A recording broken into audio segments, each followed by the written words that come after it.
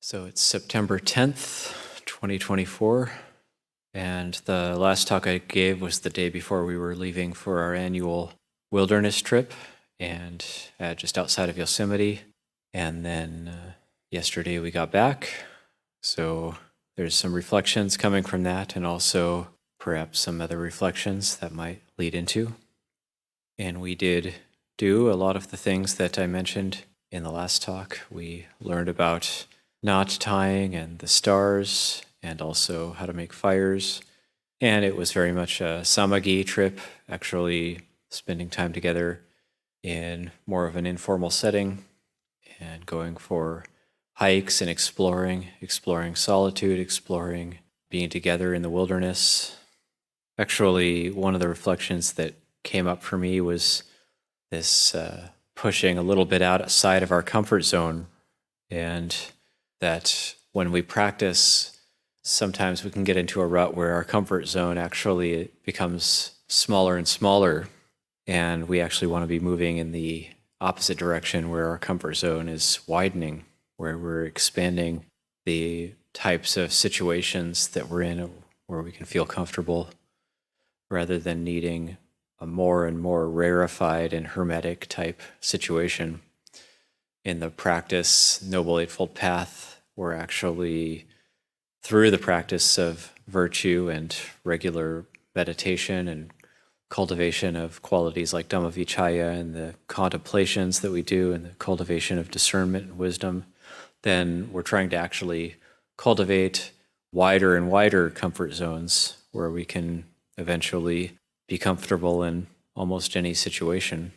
Of course, there are situations that as monastics, as bhikkhus, we want to avoid.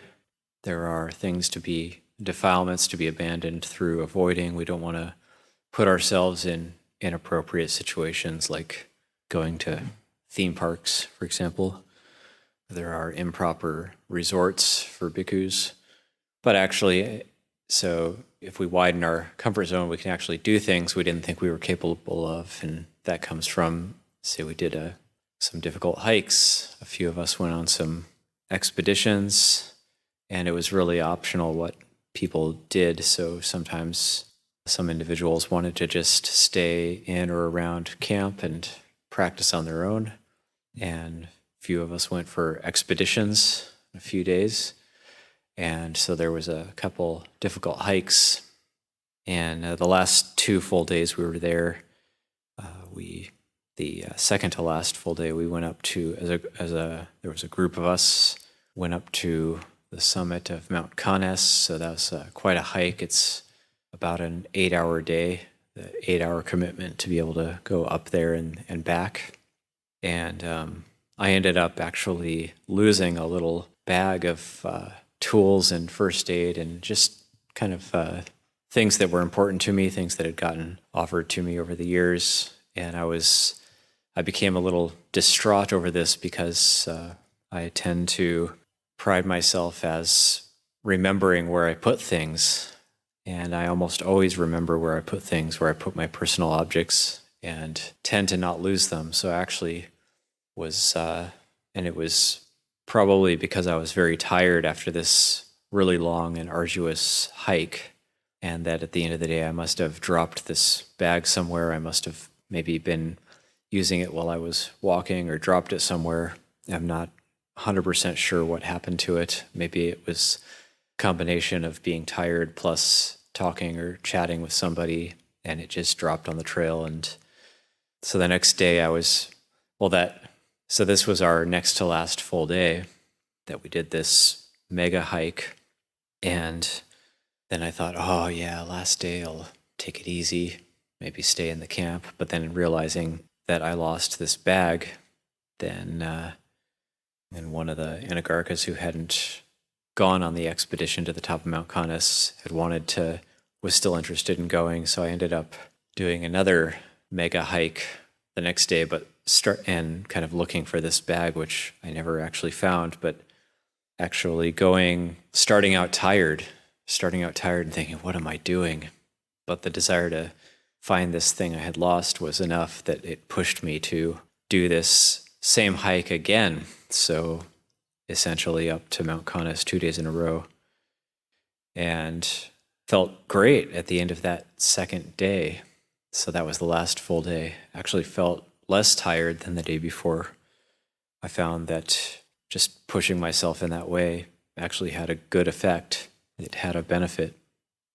Unfortunately, I never found these things that I lost, and I just had to look at the mind and let go of it and mentally apologize to the people who offered me the things that were in that bag that I lost. But that was really the worst part of it for me, was a lot of the disappointment came, it was twofold. That one, I didn't remember where I set something or dropped something, and two, people had offered these things to me, so I could easily get these things replaced, but it's not the same. An offering given by somebody can't be replaced.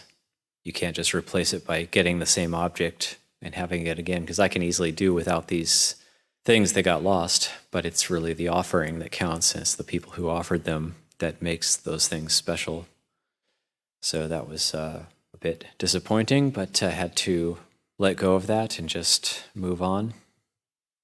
So the reflection being that pushing the envelope a bit, going outside of the comfort zone, and can really actually have a benefit, and we see that we're capable of much more than our self-imposed limitations would tell us we're capable of. Another reflection coming up, which is maybe tangentially related to this trip, but also unrelated, is just how we keep ourselves inspired to practice and to bring up energy for practice, especially when we really stick with it and go for a long time. Different karmic obstacles can come up. We go through the various phases of life if we practice for a long time. And as we age, then how do we keep ourselves with the practice? How do we keep ourselves inspired? How do we keep ourselves energized over time? And different reflections are going to have this kind of effect on different people. For me, Buddha Nusati, always coming back to Buddha Nusati, and just thinking about the example of the Buddha and all the great practitioners who have come since the time of the Buddha, and people who have put forth effort and actually purified their minds. For me, this gives me energy, and sometimes it can seem like, things might be stagnating, or just the mind gets into a rut where the energy is a bit lower. And then just thinking about the Buddha can bring up quite a bit of energy. Sometimes in the monastery, a lot of us have various duties and chores and things that we're doing in the monastery, and we can become disheartened, thinking, be nice to have a period of just a very long period of retreat. But then we can think of the example of the Buddha and the hardships that the Buddha went through during his path of practice. And that most of the hardships, if not all of them, that we go through can't even compare to what the Buddha had to go through. And the Buddha had to discover the path on his own, although he did have teachers, Alara Kalama and Uddaka Ramaputta, who in a sense taught him how to meditate, and he was always grateful to them for that. In terms of the Noble Eightfold Path, it was up to him to discover it on his own, and that's amazing. That's amazing, and that took great effort and a great amount of work, and really an ultimate level of sacrifice on his part, out of the great compassion for us who come after, who are trying to practice. And that without the Buddha, we don't really have any of this.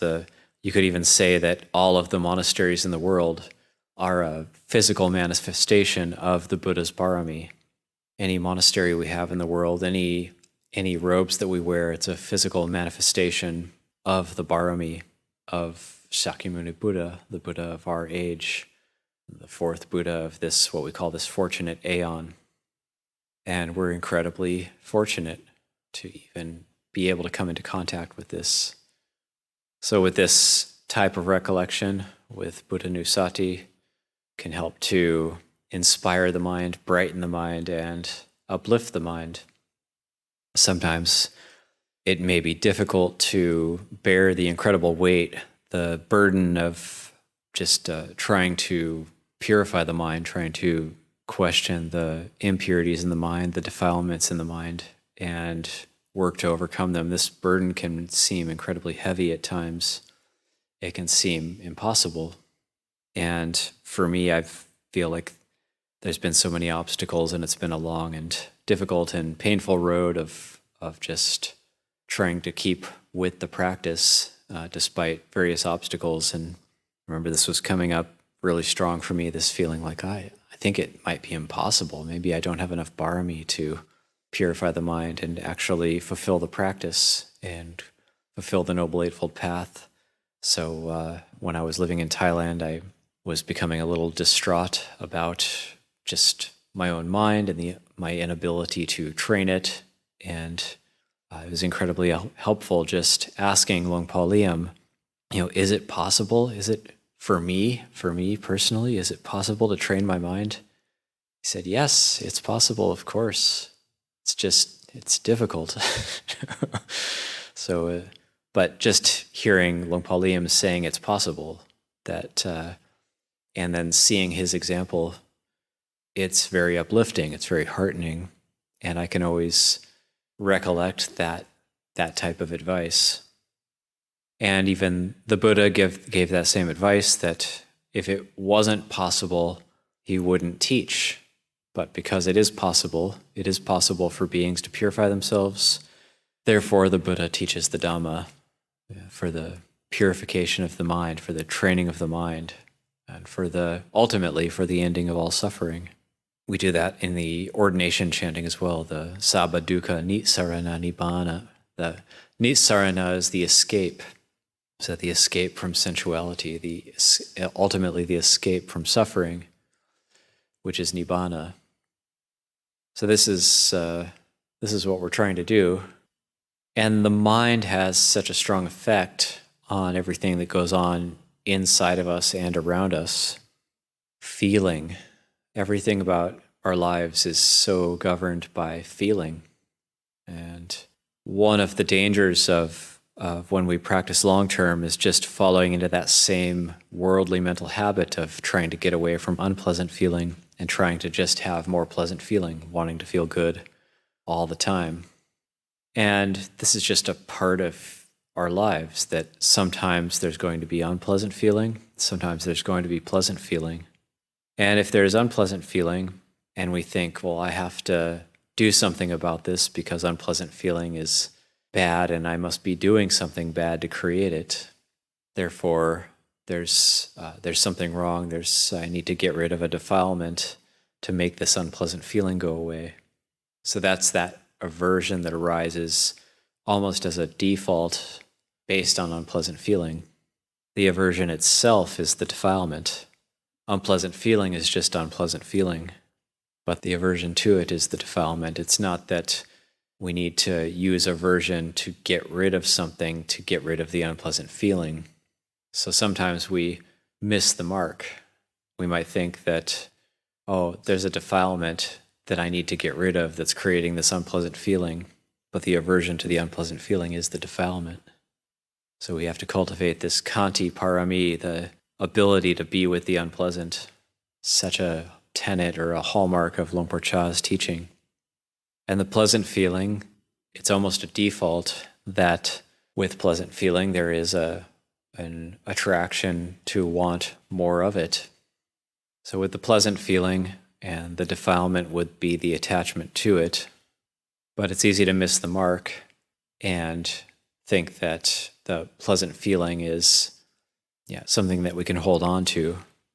We might think the pleasant feeling is something we can hold on to, and that there might be the hope that it's not going to change, and that we need to try to maybe do something to make it not change. But it's the attraction and the clinging to the pleasant feeling which is the defilement. It's not that we need to work and do something so that it doesn't change. So pleasant feeling is just pleasant feeling, and we can be with it.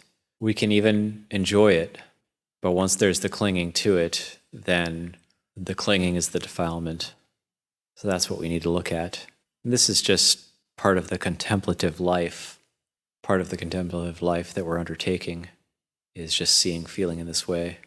If we can be mindful of feeling, if we can endure and be with unpleasant feeling, and if we can experience and enjoy pleasant feeling without clinging to it, so this is just mindfulness, sati sampajanya, mindfulness and the knowing awareness, then we can start to look at that as a path to purity, the path to purity of the mind, knowing these things and being present for them without clinging to them. It's the clinging that is the cause of the suffering. So the feeling is just feeling. And it just can't be good or pleasant feeling all the time. It's always going to go up and down like this. So the way we relate to it, that's going to determine whether or not we're on the path of practice.